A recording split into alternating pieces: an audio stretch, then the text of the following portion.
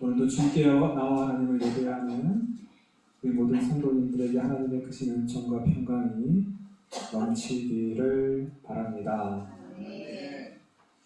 학교에서 학생들이 싸우는데요. 수학을 잘하는 학생들은 이과를 갖고 국어를 잘하는 학생들은 문과를 갑니다. 이제 국어를 잘하는 문과 학생들은 국어를 못하는 이과 학생들에게 너희들은 국어를 몰라서 주제를 모른다. 그렇게 혼내고요. 수학을 잘하는 이과 학생들은 수학을 잘 모르는 문과생들에게 너희는 수학을 몰라서 분수를 모른다. 서로 싸우는 거예요. 웃자고 하는 얘기입니다.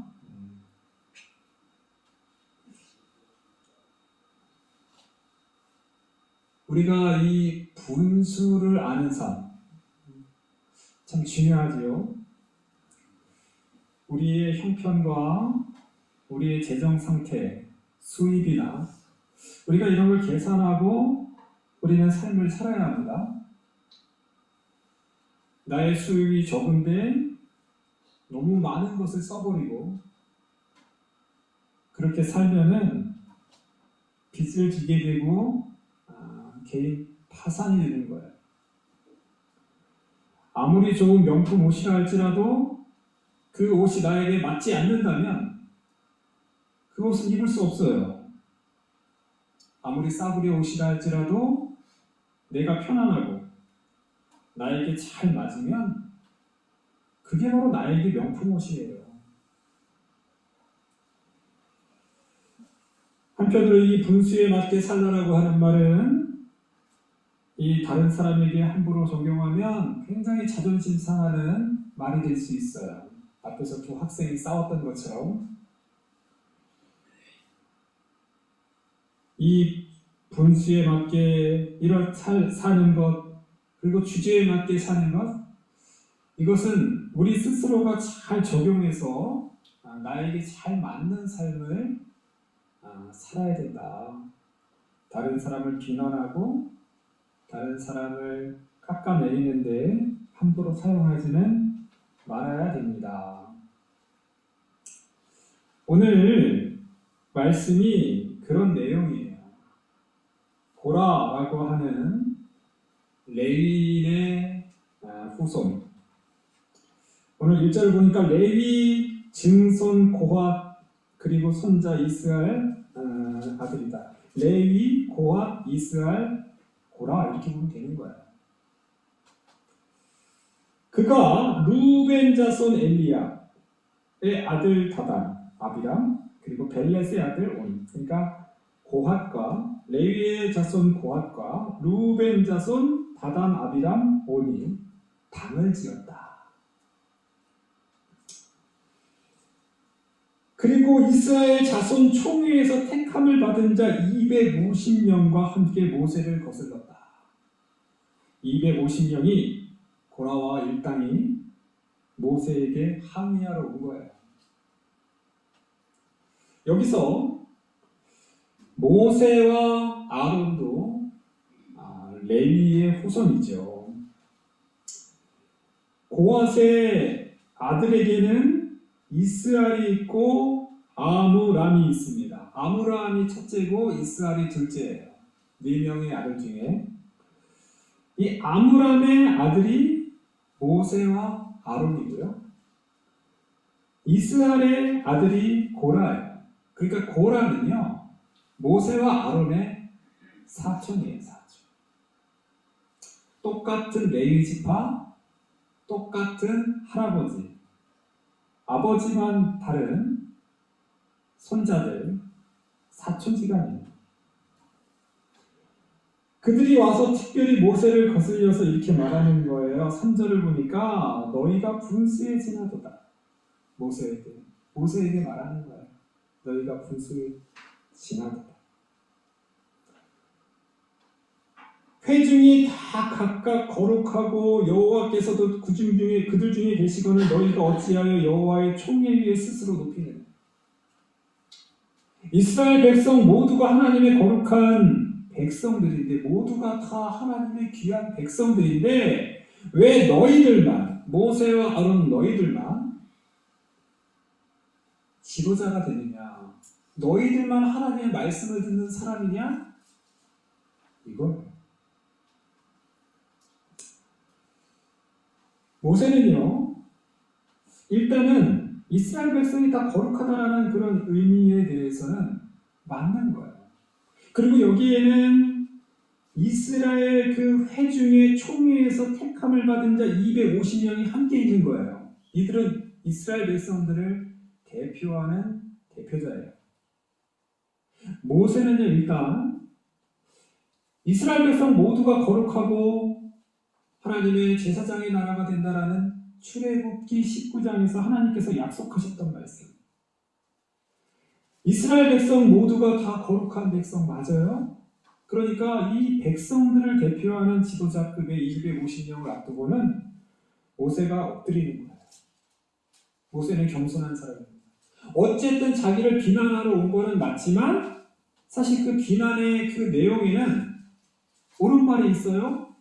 이스라엘의 모든 회중이 다 각각 거룩하다라는 이런 부분에 대해서는 모세가 그렇지, 모든 회중이 다 거룩한 하나님의 백성이다라는 걸 인정하는 거예요. 스스로를 낮추는 거예요. 그래서 엎드리는 거예요. 이스라엘 회중들이 그를 지켜보고 있기 때문이에요.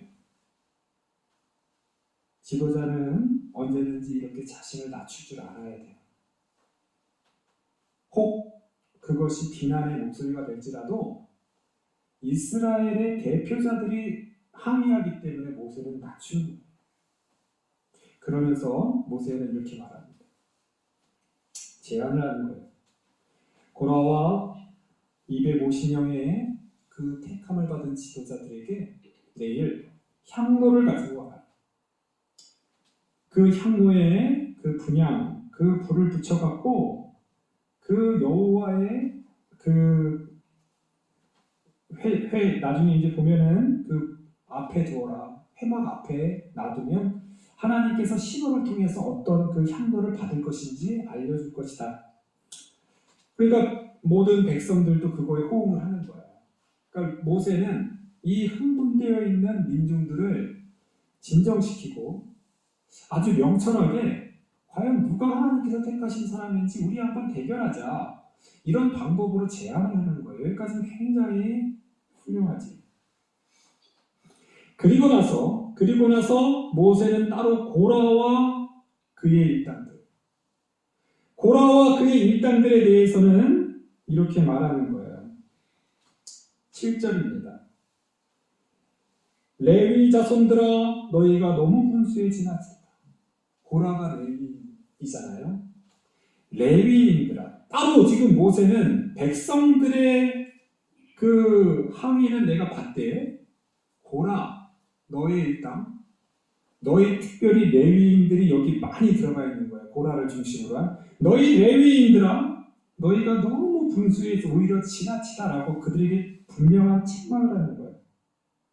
9절에서 보면 이스라엘의 하나님이 이스라엘 회중에서 너희를 구별하여, 레위인들을 구별하여 자기에게 가까이 하게 하시고 성막에서 봉사하는 귀한 직분을 주셨는데 그 섬기게 하심이 너희에게 작은 일이냐?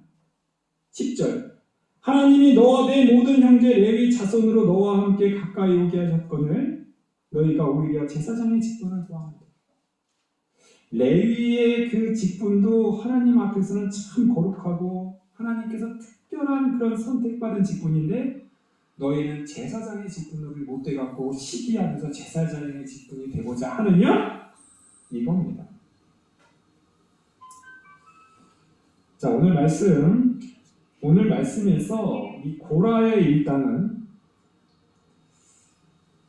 모세에게 반역했는데 사실 모세에 반역한 것은 사실 하나님에 대한 반역입니다. 그들은 왜 그렇게 반역했느냐? 엄밀히 따지면은 그들이 모세에게 너희 분수를 지켜라. 모세와 아론이요, 너희가 뭐 대단하단 사람이라고? 너희는 분수도 모르고 그렇게 이스라엘의 지도자로서 뭐 대단한 사람이라고 그렇게 앞에 있느냐라고 말했지만, 사실은 고라의 일당, 고라의 그 일당들이야말로 분수에 지나쳤다라는 거예요. 오늘 말씀은 어찌 보면 민수기 어저께 지난주에 우리가 함께 나왔던 정탐꾼 사건과 연결돼요. 하나님께서는 약속의 땅을 준비해 주셨습니다. 들어가서 살기만 하면 돼요. 이제 코앞에 앞뒀어요. 하나님께서는 그 땅을 이스라엘 백성들에게 잘 보여주기 위해서 그 땅이 얼마나 비옥한지, 그 땅의 성읍들이 가나안 족속들의 성읍이 어떤지, 지형이 어떤지 구석구석 살펴오라고 얘기를 해요. 그것은 하나님께서 애굽의 바로를 무찔렀던 것처럼 하나님께서 아무리 강력한 또 견고한 성읍이 있다 할지라도 다 함께 하시면 내가 싸워서 이길 수 있습니다라는 어떤 그 믿음을 원하셨고요. 그 믿음을 가진 이스라엘 백성에게 적과 꿀이 흐르는 비옥한 땅을 하나님께서는 선물로 주고 싶었어요. 근데 이스라엘 백성은 믿음이 없었잖아요. 원망하고 불평했잖아요. 그래서 결국은 못 들어간 거예요. 하나님은 주셨지만 이스라엘 백성이 믿음이 없어서, 그 가나안 족속들이 두려워서, 하나님을 향한 믿음이 없기 때문에 못 들어간 거예요. 하나님께서는 이대로 들어가면 정말로 진멸당하겠다, 이렇게 믿음 없는 백성들이 들어가면 정말로 가나안 족속들에 의해서 다 죽어버리겠다라고 생각하니까 광야에 머물도록 하신 거예요.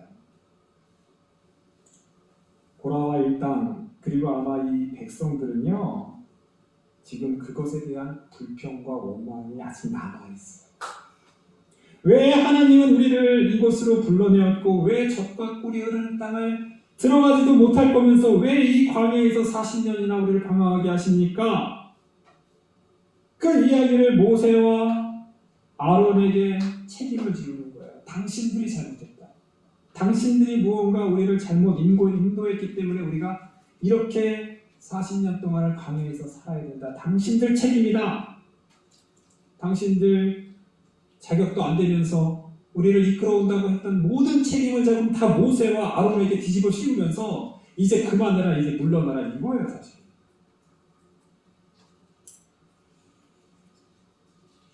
하나님께서는 약속의 땅, 가나안 땅을 주고 싶어요. 다시 한번 말씀드리지만, 하나님의 원래의 계획은 이 계획이 아니에요. 광야에서 오랫동안 사는 게 아니에요. 약속의 땅에 들어가서 살게 하는 것이 하나님의 계획이 있다니까요.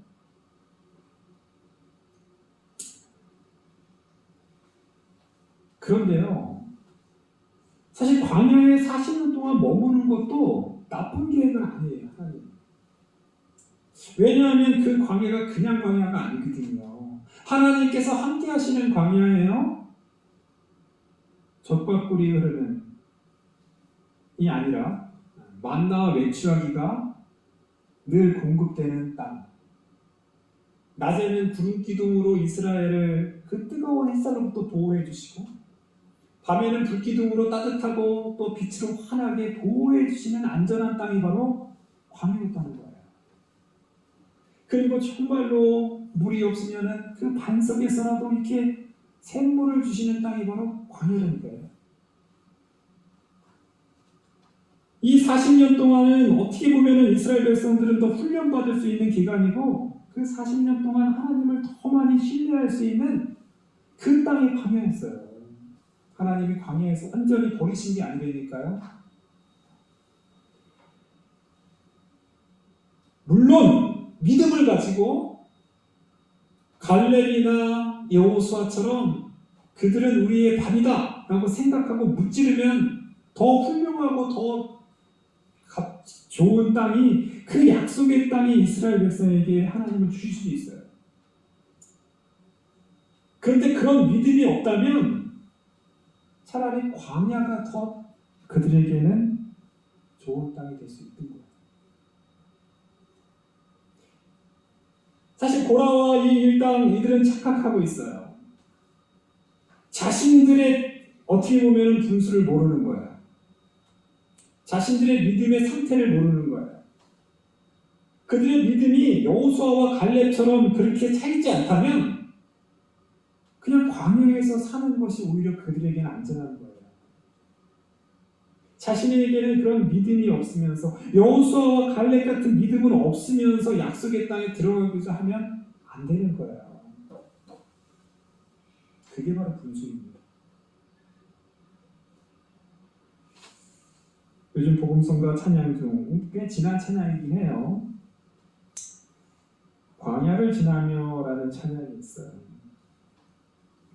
제가 오늘 예배 시간 전에 성도님 들어오시기 전에 제가 계속 그걸 반복해서 이렇게 틀었습니다. 그 찬양이. 그 찬양을 작사 작곡한 장진숙이라고 하는 작곡가는요, 중학교 때부터 아버지가 갑작스럽게 암에 걸려서 가세가 그 아버지의 병 치료하는 동안 중학교, 고등학교를 너무 힘들게 다니다가 대학교에 들어갔는데 그때 완전히 돌아가시는 거예요.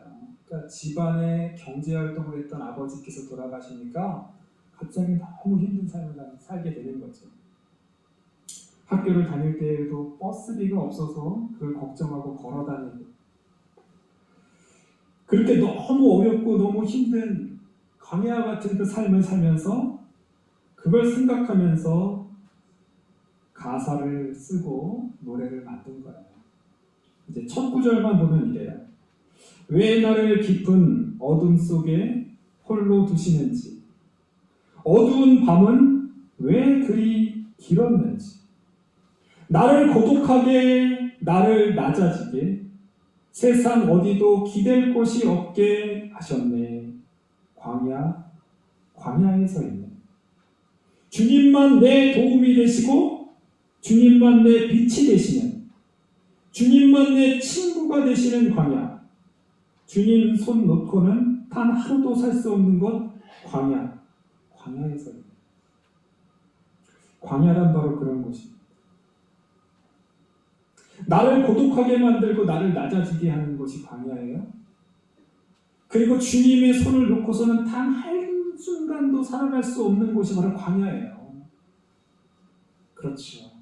하나님의 도움으로만 살 수 있는 곳이 광야라니까요. 바로 그 광야라는 그곳은요, 하나님의 은혜를 받는 은혜의 땅입니다. 하나님만 의지할 수밖에 없는 그런 땅이 바로 광야라는 거예요. 고라와 다단 아비람은 약속의 땅에 들어가라는 믿음이 없다면 차라리 광야에서 하나님을 더 많이 의지하는 시간을 가졌어야 돼요. 더 많이 하나님을 찾고 하나님 앞에서 고독하고 외로움으로 하나님의 놀라운 은혜를 더 받아내는 재충전의 시간으로 광야를 살았어야 됩니다. 그 광야가 싫다고 어떻게든 약속의 땅에 뿌리치면서 그렇게 나가는 것은 그 삶이야말로 분수에 넘치는 삶이다 라는 거죠. 자, 그리고요, 오늘 고라와 일당 그들이 하나님을 반역한 두 번째 원인은 제사장 직분에 대한 시기 때문이에요. 제사장 직분에 대한 시기. 레위인들 중에 아론의 자손들에게만 제사장의 직분을 주었어요. 사실 제사장의 일들은 그렇게 많이 필요가 없어요, 수가. 근데 사실 레위인들은 많이 필요해요. 제사를 드리려면요, 그 제물들을 선별해서 제사를 드릴 수 있도록 준비를 해야 되는데 그 준비를 하는 사람들이 레위인이에요. 그리고 제사가 다 끝나면 거기다 청소해야 되지 않아요? 그 성막을 다 깨끗이 정리정돈하고 그 제물들, 그 태웠던 것들도 깨끗이 청소하고 제단도 청소하고 그 모든 일을 레위인들이 하는 거예요.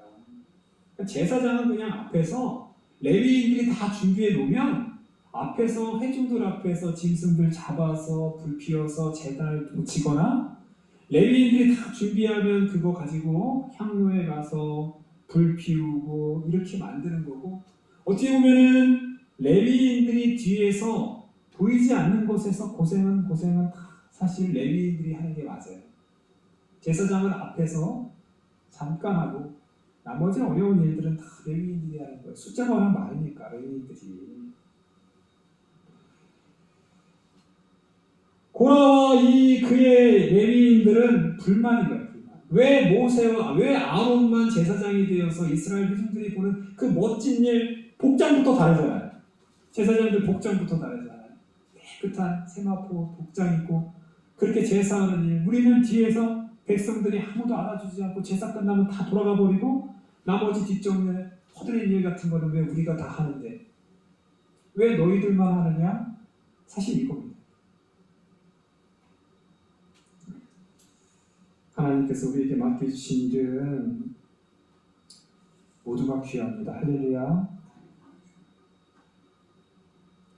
제사장만 이뻐서 하나님께서 세우셨다? 아니요.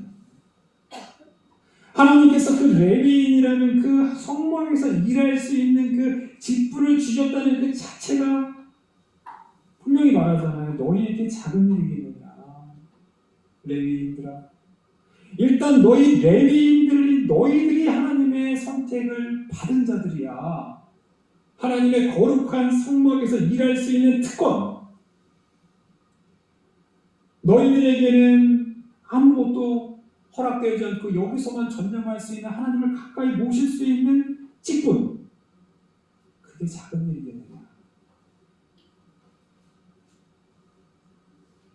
예수님께서 달란트 비유, 유명한 비유에서 잘 알잖아요. 5달란트, 2달란트, 1달란트를 맡겼습니다. 5달란트, 2달란트 더 남겼던 종에게는 잘하였다, 충성된 종. 내가 작은 일에 충성하였다. 이제 주인의 즐거움에 참여할 것이고 너에게 큰 일을 맡기겠다. 사실 2달란트를 받았던 사람에게도 똑같이 작은 일에 충성했다 그러고요.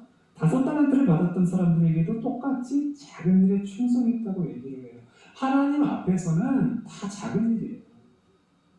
5달란트는 좀 크니까 너는 큰 일에 충성했다가 아니에요. 하나님께서 우리에게 맡겨주신 일은 다 작은 일입니다. 나는 큰 일 해야지. 아니에요.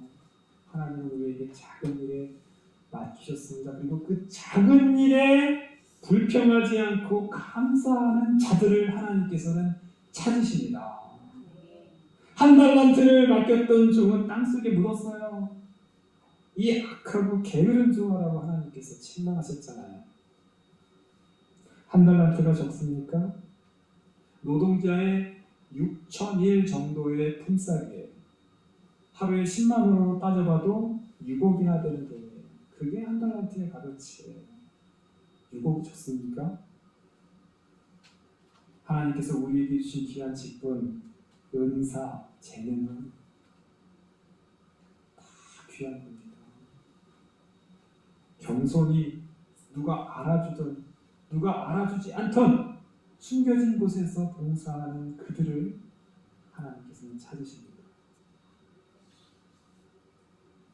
로마서 12장 3절 내게 주신 은혜로 말미암아 너희 각 사람에게 말하노니 마땅히 생각할 그 이상의 생각을 품지 말고 오직 하나님께서 각 사람에게 나누어 주신 믿음의 분량대로 지혜롭게 생각해라. 사랑하는 성도님, 오늘 고라와 다단아비라 이들은요 자신의 분수를 골랐어요. 믿음의 분량, 우리의 믿음에 따라서 감사하며 살면 되는 거예요. 약속의 땅에 들어가지 못하는 그런 믿음을 가졌으면 그들에게 광야는 하나님의 보호가 되고 하나님의 은혜로운 땅이 된다니까요. 그곳에서 살면 돼요. 하나님만 의지하고 하나님만 붙들며 훈련과 고독의 시간으로 가지면서 기쁨으로 살면 되는 거예요. 하나님이 너 믿음 없습니까? 너 광야에서 고생이라 절대 이것은 아니라는 걸 알아두십시오.